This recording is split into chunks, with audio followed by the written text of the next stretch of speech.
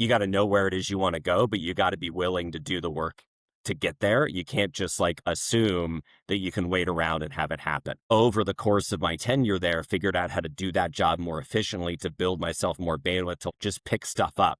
Oh, like we're opening up a new location, like let me do the lease. Like, oh, we're launching a new product, or like there's like a meeting with the security team or something, like let me be the one to go do that. Whether it was in my job description or not, whether I got credit for it, like, whether like the company knew I was doing it or not, like it didn't matter to me. Like I just like knew that I needed to accrue all this stuff in order to finally get to where it was I wanted to be. And I was willing to put my head down and do the work, or raise my hand when the work presented itself, in order to get there. Right. So like, it's a lot of this like thankless work that, you either didn't sign up for, or you're not going to get credit for, or you're not going to be able to add it to your title, or whatever it may be. But like you stack enough of those thankless blocks, and eventually, you become the professional and get the credit for the professional that you end up being. Hello, everyone, and welcome to the Talent Talks podcast, a show where we interview talented people from all over the world, from all different walks of life. So today, I'm very excited to announce we got a very special guest. His name is Evan Ferl. Is that the right way to pronounce it? Evan Ferl? Yeah. Yeah. Everyone Okay, seems to perfect. not know, but Ferl is right. Exactly. Okay, fantastic, fantastic. When I was growing up as a kid, my name was Pavlodar, and everyone was like, so now I'm always conscious about pronouncing other people's names.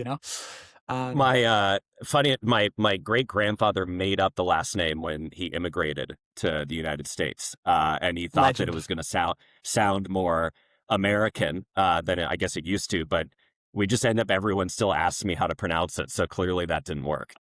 Absolute legend. Just comes here, changes name. Yep. But yeah, so as I was saying, Evan is a founder, operator, and investor who's worked at the center of some of the most complex moments in modern tech companies, from IPOs to acquisitions to operational scale. He previously served as general counsel and VP of strategy and corporate development at Poshmark, and today he's the founder of Altumare Capital, where he focuses on acquiring and operating businesses with a long-term ownership mindset. Evan brings a rare perspective that spawns law, strategy, and hands-on execution. Now, I'm personally very excited to explore what he's learned from seeing those companies from every single angle. Evan, welcome to the show, man. It's a pleasure to have you. Yeah. Thanks for having me. This is a blast. So, Evan, I know I just gave you a bit of a lengthy introduction there. What's not in there? What's not in there that you want people to know about you that you can't just kind of tell from the bio LinkedInified version of it? That's a good question. I guess what's in there, like, is is probably what's in most people's career, which is like many, many years of doing, kind of what I would call like behind the scenes, thankless work that like just like either needed to get done or was an opportunity to get ahead, that kind of like got me to where I am today. I find that like a lot of times when people just like look at someone where they are in a moment in time, they assume they've always been at that point in their career. And that's just like not the case, right? So like I started just doing like commercial contracts work for a tech company just because like that was the only job that was available in a really tough job market, and like made the best of it that I could. And I've just been like constantly trying to do that in every job opportunity. So I think that like what's hidden in there is like just a bunch of work wherever and whenever it was I could get it, that got me to where I am today. Got it. And you said something very interesting. You said having to do a lot of behind the scenes thankless work. When I think about work, I'm thinking about it from the perspective it's like a little bit draining. But I want to know like what was your drive behind that, or what kind of put you through that, or what carried you through it? I think that like I think that um we tell a lot of people, or at least like the common optics nowadays are like, you got to go find the job that you love, like, you're worth it, so you can hold out for X, Y, and Z, and da da da da da. And like all that may be true.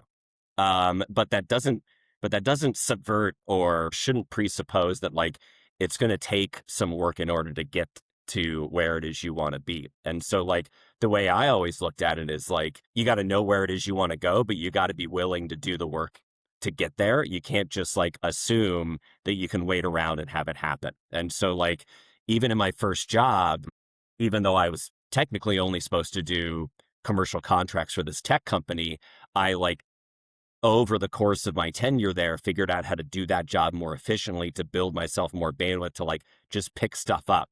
Oh, like we're opening up a new location, like let me do the lease. Like, oh, we're, launching a new product, or like there's like a meeting with the security team or something, like let me be the one to go do that. Whether it was in my job description or not, whether I got credit for it, like, whether like the company knew I was doing it or not, like it didn't matter to me. Like I just like knew that I needed to accrue all this stuff in order to finally get to where it was I wanted to be. And I was willing to like put my head down and do the work, or raise my hand when the work presented itself in order to get there. Right. So like it's a lot of this like thankless work that, you either didn't sign up for, or you're not going to get credit for, or you're not going to be able to add it to your title, or whatever it may be. But like you stack enough of those thankless blocks, and eventually, you become the professional and get the credit for the professional that you end up being. Interesting. So this is a very like, I think, fascinating perspective, because it seems to me like, and this could be a generalization, but sometimes to me, people get jobs and they kind of click in, click out. They'll do the bare minimum, they'll get it done, but because there's no drive behind it. But it sounds to me like you said something that you had to know where you were going, and then you did all these like things behind the scenes too. So was there a vision there? What was like the vision that compelled you to be like, you know what, it's not about the credit, it's not about the title, it's like, let me do these things, make myself valuable, and get the skills for it? But what was there, like a driving vision that you were going towards, that all those things kind of like culminated towards? Yeah, I mean, when I got into tech, I wanted to be the general counsel of a technology company. Like that And was what the is that, goal. by the way, in case people don't know? The general counsel of technology company is typically the legal executive that sits on top of the legal team for the company. So usually they handle commercial agreements, corporate securities, the transactional side of M&A, like IP, that kind of stuff. So like the in-house attorneys, it's like the individual that either leads the in-house attorney, or the sole in-house attorney for a tech company is usually called the general counsel. And in law school, I didn't know that I wanted to work for a company. I actually didn't know what the hell I wanted to do at all. I was like pretty lost in law school. Luckily, ended up working for NASA my last year of law school, and just like fell in love with working in-house, working in with intellectual property and with tech. Found my way into tech right after law school, and like realized like almost immediately that like, all right, I need to be the guy. Like, I got to be the guy doing this, making the calls. In fact, like the GC position came up in the first tech company I was working for when I was like a year and a half out of law school, and I applied for it. And there's no reason why I should have gotten it. And of course, I was not considered for it.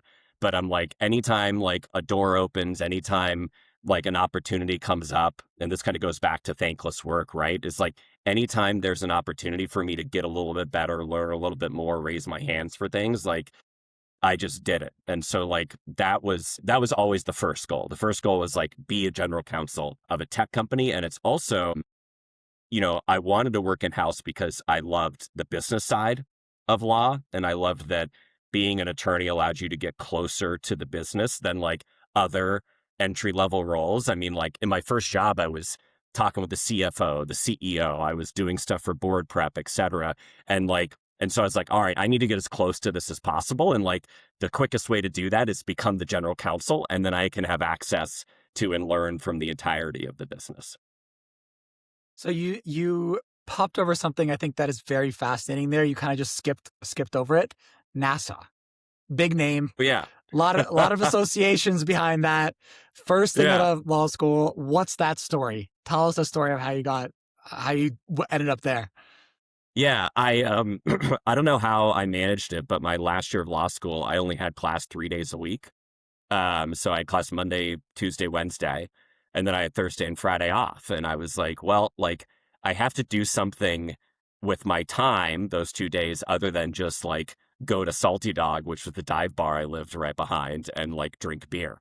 Like I should actually be productive with my life. Growing up, like I saw rocket launches all the time. Like you'd hear the sonic boom when the space shuttle was like, the space program was just everywhere. I grew up in Florida, not originally from California. So like the space program was just so cool to me.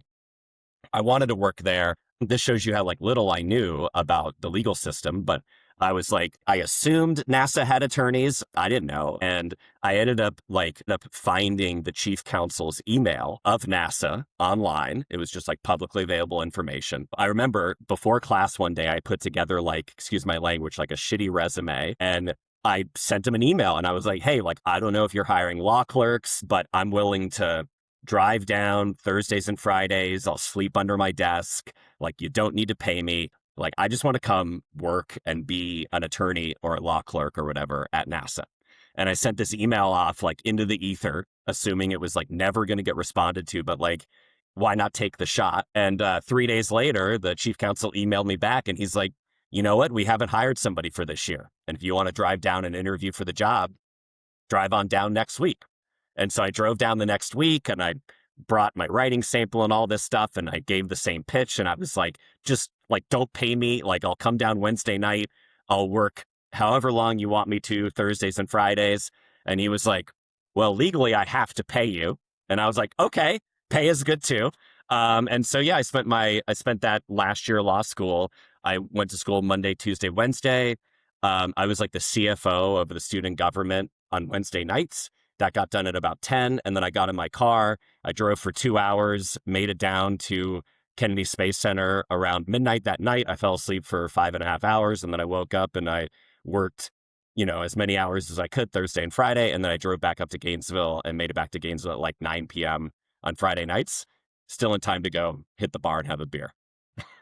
Wow, perfect. That's really Yeah. amazing. And were there other applicants, and do you think that like your energy and your willingness to be like, hey, I just want this opportunity, do you think that's what kind of like tipped it over the edge?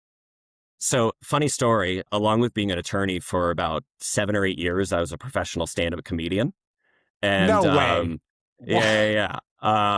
yeah, I like did colleges and clubs and stuff all around the country. And I used to post all of my stand-up videos online. And my parents would always give me such a hard time. They're like, you're never going to get a job if there's like all these inappropriate videos of you on YouTube and stuff like that. I was I was have we did like a legal team lunch my first week at NASA. The deputy chief counsel, he was like, we were like trying to decide between you and two other applicants, and we weren't really sure which one we were going to pick. And he's like, and then we found your YouTube channel and we knew we had to hire you once we watched that. And I called my parents up immediately and I was like, Mom, Dad, you'll never guess why I got my first job. And I was like, it's because I was telling all those inappropriate jokes and loading them onto the internet. And like, I mean, my comedy career is literally what got me my first legal job. That's hilarious because I've always kind of wanted to like do a 5-minute set, just go for it. But I never got the courage to. So I'm curious, like it sounds to me there's like a lot of people live their life in fear. And like I think that kind of stops them from doing the things that they naturally feel a pull towards. So I'm curious, like, was it something about your upbringing? Was there a specific moment that you can like recall where things click, things change, and you had this like fearless attitude to try whatever you want? Or was it the way that your parents molded you? Or I'm curious about that aspect. Boy, it's a good question. One is I was like super quiet growing up. And so like throughout, I think like elementary school, middle school, and part of high school, like I got like fairly good grades, but like one of the main comments that apparently teachers had about me that my parents told me years later was like, Evan's a really good kid, but he just needs to talk more. And so like now my joke is like I've just been making up for lost time ever since then. And I just like have never stopped talking since I figured that out. But like my parents did push me to talk to adults a lot. I remember actually like the very first phone call I made, I really liked the movie Hook, which I recently watched with my son. It's an incredible movie. Great It movie. gets better. Great movie. And we didn't own the movie, but my dad's friend, Mr. Harrell, owned the movie. And my dad at some point got tired of calling Mr. Harrell up like every Friday to borrow the VHS from him. And finally, like one afternoon, he's like, if you want to watch Hook, you call Mr. Harrell and you ask him to borrow Hook. And I remember being just like so scared as a little kid, like dialing the number and talking to him. But like, as soon as I did that, I was like, okay, this is actually easy. Like I can call up an adult and ask them for a VHS. And in the very same way, like stand-up comedy, like there's this saying in stand-up comedy, there are no bad audiences, just bad jokes, right? Which Hmm. means like a lot of comedians will be like, oh, that joke just doesn't work, on the West Coast because everyone's too liberal, or the joke doesn't work in the South because everyone's too conservative or whatever. And it's like, no, the joke just sucks, right? Yeah. It's not that your joke doesn't work with these audiences, it's just the joke's not good. And so like in comedy, you have to learn to talk to all different all different kinds of individuals, all different education levels, all different backgrounds, all different walks of life, and still get your point across and have it be understood enough for it to be funny. And I found that like that was incredibly formative for me because like as an attorney and especially as a GC and now as a business individual, you have to be able to talk to all different kinds of people. You're not just going to talk to attorneys. You're not just going to talk to other PE or VC people. You got to talk to all different kinds of people. You have to connect with them. You have to build that relationship in the very same way. So like, and so, yeah, I mean, I think calling up and asking for a hook when I was really little helped. I think being a stand-up comedian helped quite a bit. And just like learning how to have any different kind of conversation with any different kind of person was super formative. It sounds to me like when you were younger, you had mentioned you had this like, anxiety about calling this Mr. Harrell, but then you did it and Yeah. you noticed you were fine. So it's like very early on, it could be that you linked in your brain, hey, fear goes away once you do the thing. And then I guess um, through stand-up comedies, it's the same way. I'm sure just before the stage, the nerves come on, but then when you're on there, you're in Always. the flow. And you, even if you, Dave Chappelle years ago talked about this. I think it was either Dave Chappelle or Chris Rock. I forget which one. And someone asked him, like, do you still get nervous performing? One of the two of them said, like, oh yeah, every time. And they're like, if you don't get nervous right before you do it, like you don't have your edge anymore, right? And that doesn't mean that you're Yeah. like too scared or whatever, but you always got to still feel like you got that edge. Like it's always still a little bit of the thing that you're pushing yourself to do. And I think that's how you know that you're doing what it is you're supposed to do, right? Is that you got to push yourself a little bit. If it's ever just like, I do this every day and whatever, and it kind of doesn't matter, then like you're either not pushing yourself enough or you're not going to do as good of a job as you're supposed to. So like a little bit of that feeling is like taking the job seriously too, right? Is like if you don't Yeah. feel that way, then you're not taking what it is you're doing seriously enough, and like something needs to change, either like how you're approaching it, what you're doing, etc.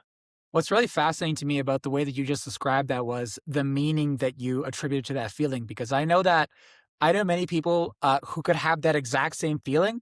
And then that feeling to them means panic. I'm going to go bad. This means I'm going to do terribly today. And then they use it the other way. But to you, Yeah. you switch that meaning where it's like, it's the same feeling, but you're like, oh, this is good. Like this means I'm actually on the right way. So that's interesting how those two dynamics and you chose the other path. Yeah. And I've also just like, I've never been scared of embarrassing myself or like making an ass of myself, like, because like at the end of the day, it just like kind of doesn't matter.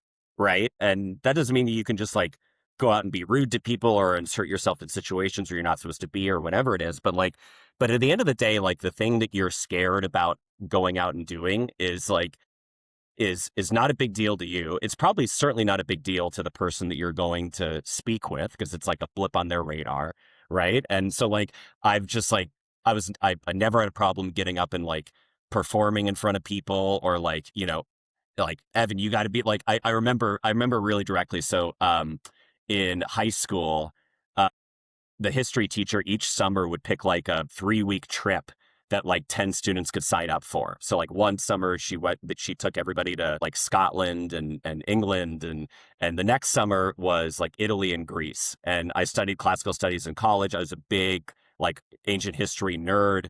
And so I told my parents, I was like, you never need to buy me anything again. Just like send me on this trip. And so I finally convinced them. They sent me on this trip, and your parents could sign this thing that was like, if you sign this thing, your kid was allowed to go out at night without a chaperone, which was a really big deal. And my parents Yeah. begged and pleaded, and my parents signed that thing. And so we're in Milan the first night, and me and like 6 or 7 other people who had their form signed, like we hyped ourselves up and we're like, all right, we're going to go out. So like we went out and we went to this bar because you could go to a bar in Europe, even if you were Yeah. under 21. And we're all nervous because none of us have ever been in a bar. None of us have ever ordered a drink. And they're like, Evan, go up and order some drinks. Go up and order some drinks. And I was like, okay, I'll go order some drinks. And I'd never ordered a drink before. So I go up to the bar, and I'm not doing anything illegal because it's legal for me to order drinks there. And I'm like trying to listen to what other people are ordering so I could like sound intelligent when the bartender finally came to me. And I overheard somebody ordering a drink, and I assumed it was like some sort of local drink that I should probably order. And I'm in Milan, Italy, and the bartender comes over to me and she goes, "What do you have?" And I was like, "All right, I'll have 6 Roman Cokes," because I thought that I was in Italy and a Roman Coke must be a thing. And she goes, "Honey, do you mean rum and Coke?" And I was like, "Yeah, I mean rum and Coke." She's like, "I'll get you 6 rum and Cokes." And it was just like a funny thing. The bartender laughed, I laughed, we all had a good time. And then I went back with 6 rum and Cokes, and all of a sudden I knew what to order at the bar. And so it's just like, it didn't matter, right? It was an Yeah. embarrassing thing, but now it's just a great story. Yeah. And it's fun. It's fun to look back on. Yeah, that makes sense. Like a lot of it is just that. Like if you can just laugh at yourself, and if you don't really inflate your ego too much, then you're much more smoother throughout life. Being humble definitely is the key. Yeah, 100%. So we talked about a lot already in these 20 minutes, but I want to let's switch frames a bit. Sure. Let's switch frames a bit and let's go a little bit more towards the business side, right? So, as we said, you've been a founder, general counsel, board member, and I'll add comedian in there, and now an operator investor. If someone followed your career backwards, what would surprise them most about how you think about building companies? Ooh, how I think about building companies. Really, really good question. Okay, so I think the most surprising thing, probably in looking at my resume, is that this kind of trajectory can come from an attorney. I think that like historically, attorneys are seen as, like the way I described it when I was my first general counsel gig is like that I was like the janitor of the company. Is that like when something spilled, I came in with the mop and I cleaned it up, and that's usually what attorneys do, right? They're like they're the cleanup guy or the cleanup person, or it's like they're the last step before you get a contract signed, right? Like they're just the person that's like kind of making sure the business is not putting itself in too much risk, or if the risk occurs, that it gets cleaned up. And that's about it. But I never looked at it that way, right? Like I always looked at it as like that was my opportunity to get closer to the business. And like if I could turn the rudder or the steering wheel a little bit, that I would. And like I remember when I was GC and got the VP of operations gig, like 2 or 3 companies ago. And then when I was at Poshmark and I got the strategy and corporate development gig, in addition to the legal position, most of the people in the company were like, "But you're just an attorney." And I'm like, "Yeah, why do you have to say just an attorney? Like I am an Yeah. attorney and I can do other things as well." And I think that like people are surprised when attorneys can think outside of like this very narrow like risk and compliance bucket. But I think that the right individual in that seat is actually perfect to take on additional responsibilities because, like, as a general counsel and as an in-house attorney, you work with marketing, you work with product, you work with sales, you work with ends, you work with finance, you work with everybody. And you get this, like, Uh-huh. very holistic appreciation for the things that are going right in the organization and the things that are going wrong in the organization. And then you can, if you use that information the right way, you can speak a lot more intelligently to the decisions that the business are making. And like, there's really no one better situated, in my opinion, to make those calls outside of maybe like the CEO and the CFO than the general counsel if they're doing their job right. And so, like, I would say that, like, historically, the surprise is probably that like a general counsel can do that. But I would say that, like, fundamentally, um, a role like that sets you up for making those kind of business decisions and being in these kind of positions pretty naturally if you do it the right way. It's very it's interesting to me that it sounds like people are trying to put you in a box a little bit too at the lawyer. The lead lawyer can do this. What do you mean about that? So that's Yeah. interesting how like how that kind of happens. And some people accept that, but it's fascinating that you didn't. You're like, what do you mean? I can do this, I can do that. It sounds like you always had a keen knack to make yourself like indispensable toward the business. Tried to. And I think that like it's it's a it I don't think that like my comments about being an attorney are unique to just being an attorney. I think probably the same thing could be said for someone in accounting or someone in marketing or like, pick your position across the company, it's like it's just doing what I would call like going from doing 100% of the work to doing 110% of the work. So like for instance, like I'd be in like a executive team meeting and the CTO would say something about a product that they're working on, and it may not have had any specific legal issue to it, or I wasn't concerned about anything or whatever, but I'd say like, hey man, like, can you spend 15 minutes with me after and just like tell me about what you're doing? Like, I'm just interested. Like, just tell me about what you're doing. It has nothing to do with my job. It doesn't impact what I'm going to go do when I go sit down at my desk, but like I am informed more about then what the company is doing. And in fact, like the reason why I got the strategy and corp dev gig at Poshmark in addition to the GC gig is I was talking to I think it was like our VP of new markets or something like this at a company happy hour. It was like our networking event or something like that. And I was telling him about a lot of my ideas for like for what the company could do. And the CEO overheard me talking about it and was like, I didn't know you had all these ideas. We should talk more. And I'm like, great. I would love to do that. And I like immediately set time up with his EA. I like came with all of my ideas, some of the other companies that were doing it. And like, so it's just these like little additional kind of context you can bring or information you can get that can like, and it's like, that doesn't take a ton of extra time, but like going from 100% to 110% can make all the difference. Well, all it takes to be extraordinary is that little extra. That's There what you they go. say. It's sad. Also, a lot of people identify strongly with their position. Like a lawyer is like a status title, a doctor is a status title, a marketer, whatever it happens, CEO. So I feel like a lot of people when they identify with that role, they kind of close themselves up on that. So, but it sounds like you didn't. So, what is like? My question is, what is your core identity? Would you say that would allow you to expand into all these different things? My core identity. It doesn't have to be like a I like position, but do you see what I'm saying? no, I mean I think my core identity is like I just want to do fun stuff that allows me to grow as an individual. I think that's my core identity. And so like anytime that's not no longer occurring for me is the time for me to go do something else. Right? And most of the positions that I've left because of that. I've left because like I feel like I've done all I can. I'm no longer learning and you know the business isn't either in a position to allow me to continue to grow or for whatever reason. And so like, I've never concerned myself with my identity being like a title, for instance. So like, for example, like when I was graduating law school, I remember after I took the bar, everyone that took the bar went out to the bar.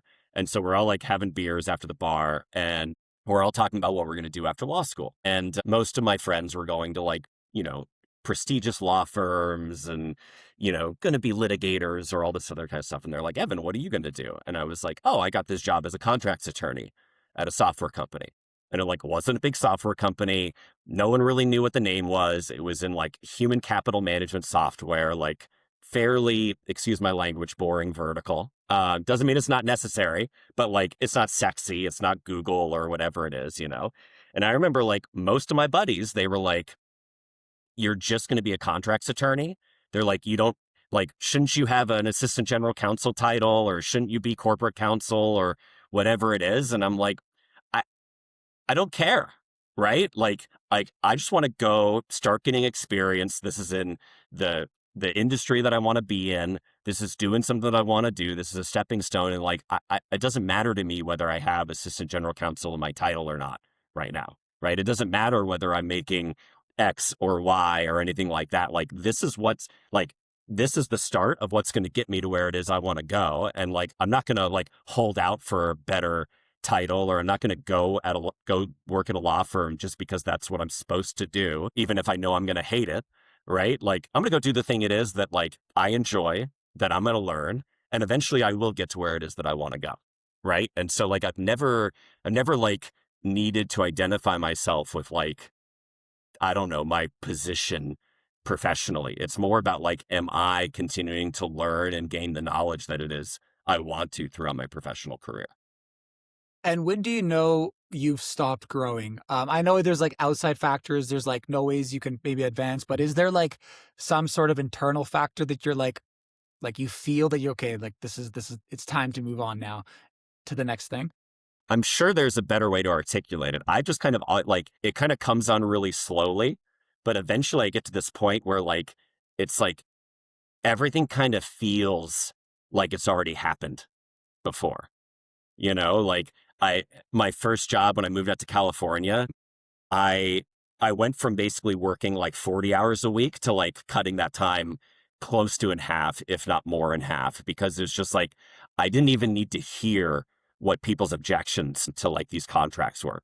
I knew what they were. I was like, yeah, I get it. Every bank has a problem with this. I've just already put X, Y, and Z in there and I get it. And like as soon as you start to feel that, like, I get it, this is what I need to do. I get it. This is what I need to do. Of like, do I need to do?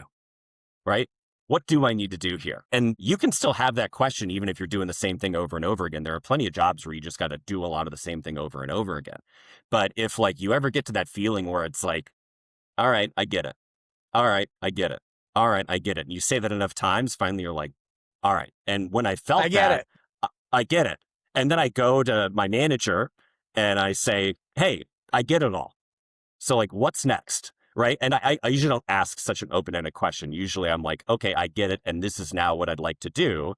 I'm happy to keep doing the I get it stuff, but now it's time to do the I don't get it yet stuff.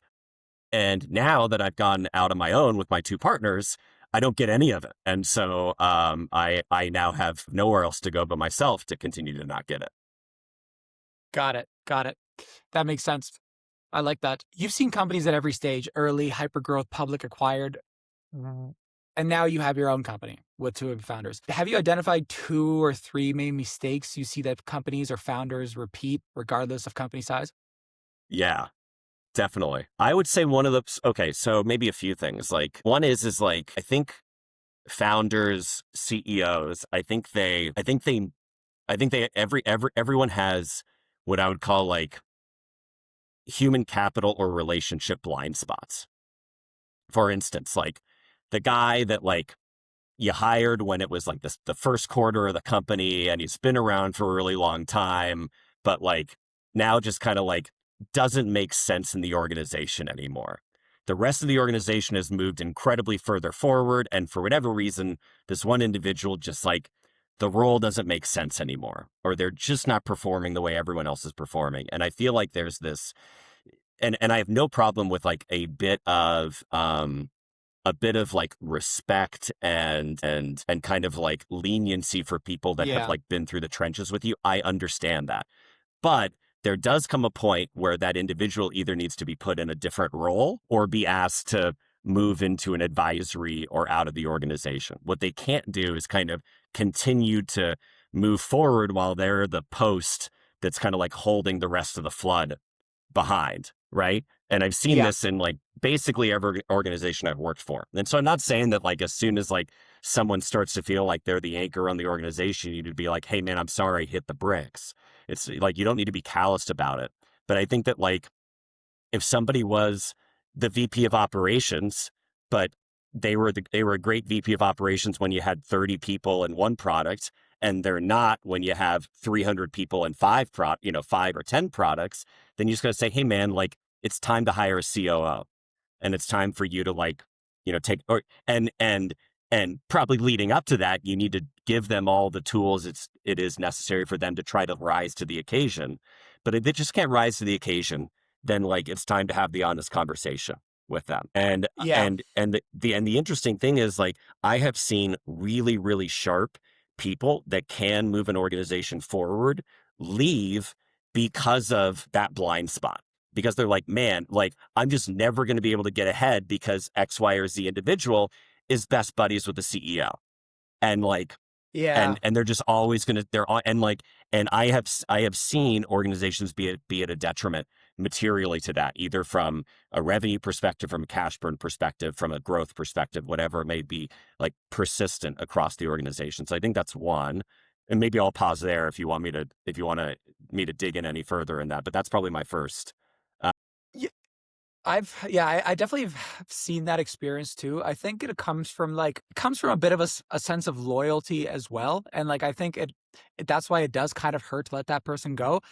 But on the other end, like, a bad apple does spoil the bunch. And I understand that he helped you get there, but it's like you do have to, at the end of the day, make a decision. Is it the organization, or is it this specific person? And I agree with what you said. Yeah, you can give them the opportunity and you can give them a warning, but at the end of the day, like, sometimes to grow, you gotta cut off the dead leaves, right? Yeah, and so me and my partners, like once a quarter, we sit down and we do a bunch of different sessions, but one of them is our partnership working the way it's supposed to, in the way we work with one another, in the work that we're doing, in our work output, etc. And it's like a very direct, very open, very vulnerable session, but it allows us to recalibrate. Like, oh man, Evan, I really thought you were going to do X, Y, and Z, and you only did X and Y. And now I'm like, oh, okay, next quarter, I got to make sure in order for this partnership to work and my partners to feel like I'm really rowing the boat with them, I got to make sure I do all X, Y, and Z and not just X and Y. And I feel like it's for some reason organizations struggle with having those direct conversations, especially with some of like the very, very early employees. And so like you got to always be willing to have those direct conversations, because if you don't, you're also kind of hurting the individual, because they might not know that they're underperforming or not doing what it is that you expect them to do, right? So you got to give them the benefit and the respect of telling them that and being direct about that. So I think that this is a super important muscle to build. I think the other muscle that like founders and CEOs need to build is like listening across and deep into your organization. Like I have worked with founders and CEOs that like will treat like a few very key individuals' opinions as gospel and will not solicit or listen to the opinions of the broader organization. And now I know that CEOs and founders like can't go to every single person and be like, how do you think the company's running? Right? But like what you can't do like is completely look past what everybody else is telling you, and usually what metrics and data are telling you, because I really like Evan and I really think it's got us right on this one. Right? And so like early days, you have to be like a vibes gut person. But if you hire the right people, and you empower them to make decisions for your organization, to be like part of your team that guides the organization, you can't then be like, yeah, thanks for the input, but we're not doing that. Right? All that does is like, one, it likely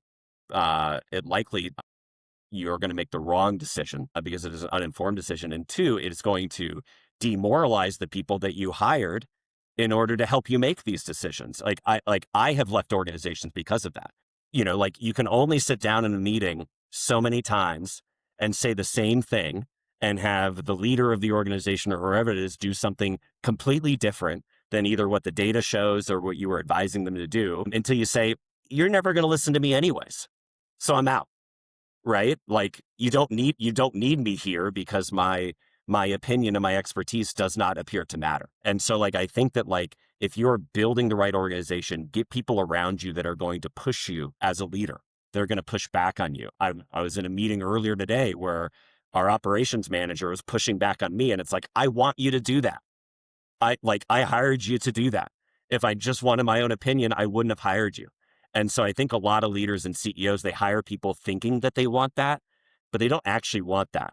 And they end up just like trusting people that are going to just reaffirm what it is they want, what their vision is. And that's what stops organizations from going from a good organization to a great organization, in my opinion.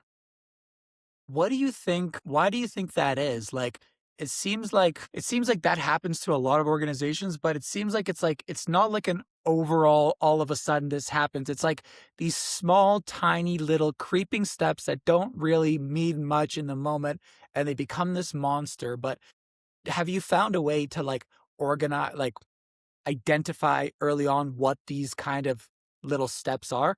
Primarily because so you can avoid it with your organization that you're building.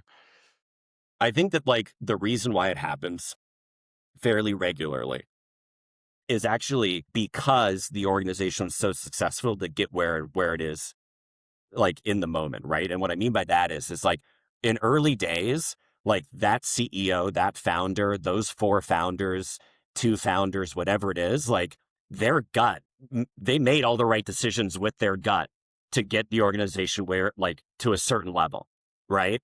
And like I don't like my state, like what I'm saying right now does not discredit all that work. Like very few organizations get past the first year, let alone like raising money, seed money, whatever it is, right? So like that does not that it's not an indictment of like how the organization got somewhere, but at a certain point it hits this like inflection, and to your point it's probably more of a slow boil than it is a single moment where like enough complexity and enough like we like here are the people and here are the processes and here are the things we need to accelerate to the next level happen, where like vibes and gut no longer cut it.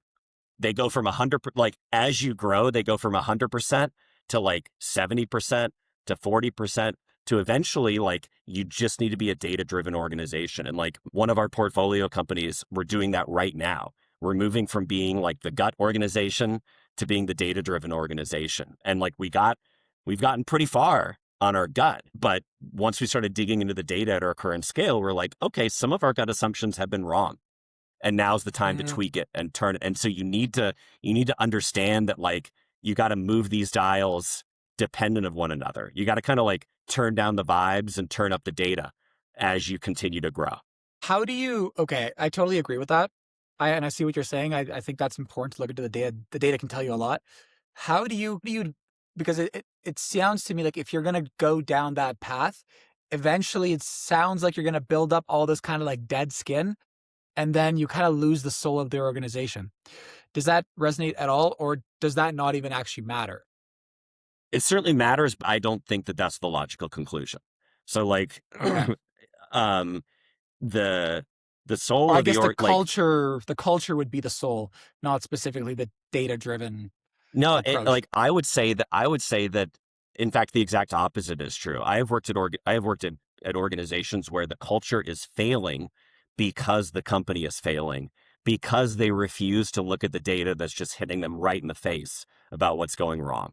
And all the people that like could change these. I was talking to an alumni of one of the companies I worked for a number of stops ago, and we were saying like we were looking at all the people that used to work at that company and all the amazing things they're doing now, and they're like, man, think about what would have happened, what we could have done with that company if we had all been empowered to just do it, and we weren't hamstrung by a CEO or an executive team that wouldn't allow us to do it. Think about all the awesome stuff we could have done. And so like there right there is your culture issue, is that you had a bunch of really really intelligent, really really thoughtful people that were standing underneath of this team that like would not let them do anything.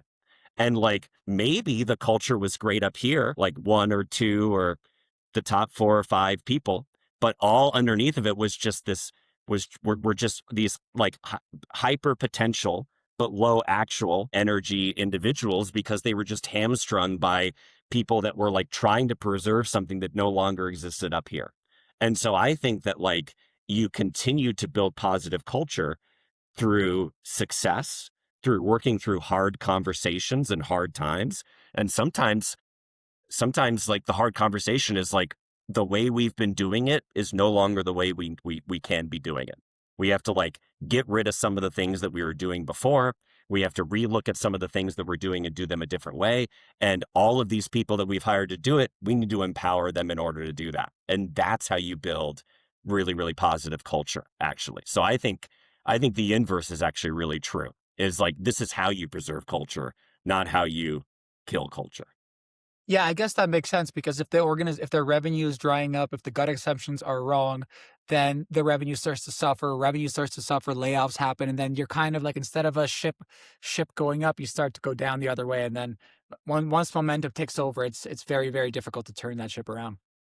Yeah, I mean, I worked at this one company where like, at, me and another member of the legal team and some of the HR team, like we were responsible for uh, at the end of it, close to like 175 people laid off from a 250 person company. It was one of the most demoralizing and emotionally exhausting experiences of my life. And like, it was all catalyzed because we saw the data, we saw what was happening. And instead of trying to adjust course and do anything, we just continued to go full bore into this strategy that the executive team and the board was just convinced eventually we would hit some sort of inflection point. And you didn't hit the inflection point. More people got laid off. Everyone was more demoralized. People brought it back up that it was wrong. No one listened. We hit the next inflection point we hit was another layoff, and so on. And it was into this death spiral. And so like you don't always have to win to preserve culture, but you need to set people up for success and the organization up to win in order to have any shot at maintaining culture. Mm-hmm. Mm-hmm. I'd really resonate with that. That makes sense. I want to kind of move back a little bit and talk about the very beginning of the organization, right? So you found your partners, you've learned a lot. What are you looking for your partners? What documents to, like, let's say a founder is listening to this, he's looking to start a business. He has his friends or whatever he wants to start a business with. How does he decide partners? What's the initial documentation that they need in place? And how do you kind of move forward from there? Yeah, it's a really good question. I mean, like for us, when we started Altamare, which is like basically a micro PE fund, it was really good that me and my two partners, we had complementary but different professional backgrounds. So we weren't all just three investment bankers Is that it, decided to start a. oh, there's two of you. There's two of you, right? Oh, no, three. There's three of us. Okay, Yeah, okay. myself and Okay, yeah. two partners. It's like Okay. I have a corporate development and legal, and strategy background. My partner Eric has a finance and strategy and operations background. Mark has a sales and growth background, and like it allowed us to see problems differently, right? And there was no like confirmation bias. We'd all seen the same thing the exact same way, and like the development of the organization and what it was that we did was shaped incredibly well by having diversity of thought and background early on. And I think the other thing that really shaped what it was that we did is like we identified three key, I would call them values. Usually corporate values are like long and drawn out and very hard to stand behind. Ours were just three words, which was integrity, vulnerability, and transparency, right? Those are the three things that we were going to treat each other with, right? We were going to act with integrity. If we said we were going to do something, we were going to do it for each other. We were going to be transparent about what it was we were doing, when we were doing it, why we were doing it, et cetera. And we were going to be vulnerable. If we did something wrong, if we didn't know how to do something, if we had a question, it was okay and we could bring it up with each other. And like I've also seen founding teams that like have none of that, right? They try to build fiefdoms and they hide the ball from other teams and so on, and it just ends up cracking and causing dissent in the ranks, and the whole organization can feel that. And instead, like we actively dialogue everything. We challenge each other's opinions and hypotheses on things, and no one takes it personally. It's never like an attack on another individual. It's just like we are trying to really needle and push around on things to get to the exact right answer, knowing that like all three of us likely none of us had the exact right answer, but together all three of us can come up with the right answer, right? And so like I would say that like approach it with diversity of skill set and background, approach it with somewhat of the same values that we did, which is like people that you can have open and honest conversations with that are not going to take it personally, and that like you still maintain strong relationship bonds even if you're disagreeing on things. And then like from a documentation perspective, I mean, like the first thing we did in our operating agreement is like, what happens if like one of us is an ass and we have to get rid of it, It's and we exactly what I have was to going to get rid ask. of and that's not, it's a sticky conversation to have when like in early days, it's like, what do you mean? You think I'm not going to do what it is I say that I'm going to do? Right. But this goes back to vulnerability, right? And transparency. And it's like, no, like no one ever, no, like we're not presupposing that anyone is going to be a bad actor, but we need to contemplate all that stuff now. And it's a really, really good exercise to do in practicing that integrity and that vulnerability and that transparency, right? Like that's a really, really good thing to do early days, because you get to see whether people really are going to take it personally or not. Because you have to imagine yourself as the one that's getting kicked out of the organization. Like, oh man, like what would happen if these guys decide to boot me right? And like, how would that happen? And how can I make sure that like it doesn't? And that we set up the right rules and responsibilities and checks and balances to make sure that it doesn't. But like, you got to do all that. You got to pre-litigate that before everything hits the fan. Because if something hits the fan and you haven't done that, everybody is worse off. So like, get all those hard conversations out of the way, and you'll be way better off going forward. And we are as a result of it. Yeah. Okay. So number one is what happens one of us and asks. What about like, for example, one of you wants to leave? Did you guys also discuss that? Yep. Yeah. So we discussed like What did you have like a list our of questions or scenarios kind of, and then you just went through every single one? it's not that we had like a list of questions and scenarios, but mainly like we looked at what we wanted to do. All of us are vesting in our own company right now. We set up the vesting schedule and like some kind of like rules and different triggers in there. So like we made sure that like, you know, you might say that the first 2 of the 5 years, it's going to take an inordinate amount of work. So maybe like some of it's automatically vested. Maybe it's front loaded, not back loaded, right? And sorry, what is, in case people don't know, what is vested? Vesting is the clip in which you get your equity, right? So if you join a private company or a public company, you usually get stock in that company. Yeah. You either get ISOs in a private company, you can get RSUs in a public company. You don't get them all at once, right? Because if you get them all at once, then you could just leave the next day and then you have them all. So you get them over time with the assumption that you're doing work over that period of time. And so the very same thing applies to us as founders, is like, we don't just, because you can imagine like if we all got all of our shares and then and it was day one and the next day I quit. What I'm basically doing is I'm telling my two partners, Mark and Eric, that they need to work for the next couple of years. And whenever they sell the company, I deserve to get as much as if I had been working that whole time. Right. And so like, we made sure that like we continue, like we got enough up front and maybe back, maybe front loaded, because a lot of the work was going to occur in the early days, but then like no one was sitting there feeling like they were having to work for the other people that had like pulled the ripcord early. The good news is that, like, this is Oh. all we want to do for the rest of our lives. But you have to plan for those. You have to plan for the worst day with the assumption that you're never going to experience the worst day. Yeah, and I think having that worst case scenario already blotted out it just takes that weight off your shoulder for sure. 100%. Yeah, that's great. And so vesting. So like, I'm curious who do those shares belong to? If you three started the company, and you had like you started what, maybe like 15% each or whatever, 10% each. So like, who owns that? Like, is it in the air, or like how does that It's specifically work? it's just in the air. And then it would go God owns to. it until you're ready. Yeah, exactly. And then if for whatever reason one of us left, then eventually those would get redistributed to the individuals that remained, right? So Like on a what? liquidity event or something like that. So you So it front would loaded, eventually get which paid out. means so all of you would have a little bit at the start, but then to get the rest of it, basically. Yeah, That's exactly. okay.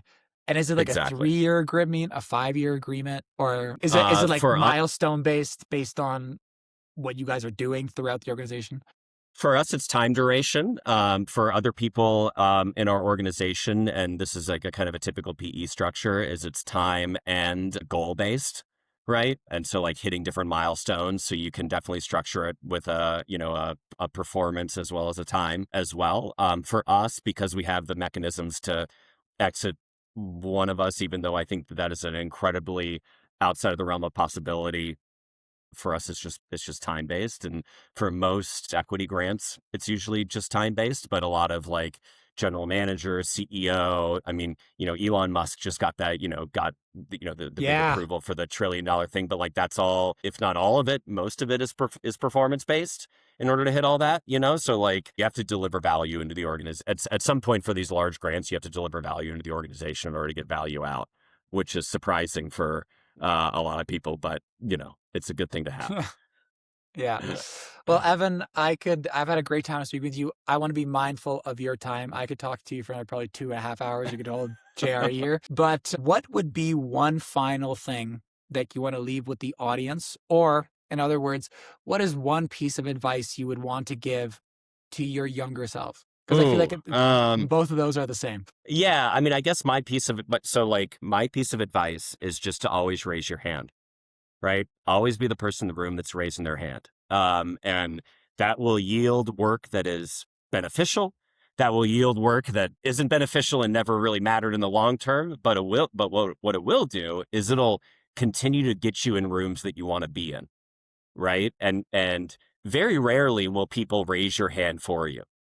Like very rarely will someone be like, "All right, Evan, now it's his turn," right? Most of the time, and across all the other people I know that are in positions like I am, it's hand raisers. It's people that are just like, I will do it, right? And that's across the board. That's not even for sexy stuff. It's just like, man, we have to have somebody that reads all of these contracts and sees if the indemnification provision is different in any of them. Great, I'll do it, right? And I think it goes back to like humility, right? Is like sometimes being humble and like checking your ego at the door and doing those tasks are the ones that are going to yield the sexier tasks, right? The example I just gave is a real example from an acquisition that I did in my first company did, and I presented all that information and I talked to the CFO about it. Like no one else in the organization is walking into the CFO's office talking to him for an hour about the analysis that they did on these hundreds of contracts. And like that was a thankless, boring, work that like no one wanted to spend their Friday night and Saturday doing. But I was like, yeah, I'll do it. And as a result, I developed a great relationship with him, and I was the one in the room talking with him. And then he knew that he could come to me with other questions. And like, it's just those little things. It's those little like micro decisions that like might not make sense in the moment. Like, why does spending all this time doing this boring task, how does that lead me to being a general counsel or being an executive or whatever? But like, you do enough of those and they start to stack up and they do lead there. Yeah. And you know what? Even if you think it's thankless, it's definite. It may not be thanked in the moment, but it's definitely noticed. That's what I There you like. go. That's what I think. Yeah. There you go. Exactly. Evan, I'll probably have to have you on again for a part 2. I know we didn't get through all these questions here, but it was an absolute pleasure. Thanks so much for coming on. Awesome, man. Thank you. Just hold on.